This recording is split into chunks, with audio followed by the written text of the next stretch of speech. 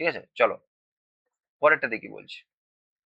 দুটি সংখ্যার অনুপাত এত, তার মানে এখানে আমরা 2x 3x বলে ভাবতে পারি।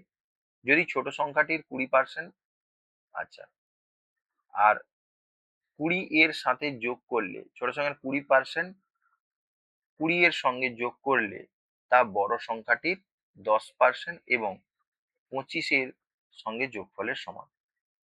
কি বললাম বোঝা গেছে? ছোট সংখ্যাটি কত? তাহলে আমরা 2x, এটা ছোট সংখ্যা, আর বড় সংখ্যা কত? না 3x। এই 3x এর যে 20%, মানে 20/100, এর সঙ্গে কত যোগ করব? না 20। আর ছোট সংখ্যা যেটা, আচ্ছা এইটা ছোট সংখ্যা, আচ্ছা এটাকে 2x, এটা 3x। বড় সংখ্যার সঙ্গে, বড় সংখ্যার 10%, এর সঙ্গে কত যোগ করব? 25 যোগ করব। এই দুটো সমান হবে, হ্যাঁ কি না?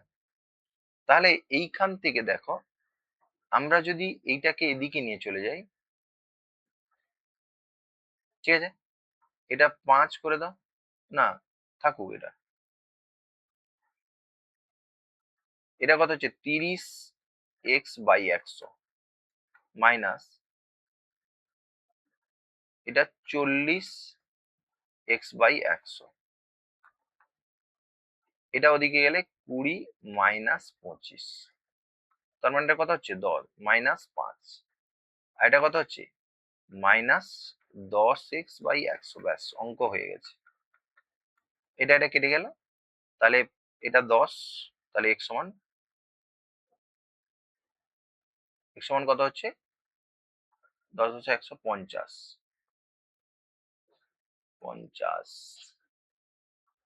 ছোট ও আচ্ছা, x সমান হচ্ছে তোমার, হ্যাঁ ঠিক আছে, x সমান 50 হচ্ছে, x সমান 50।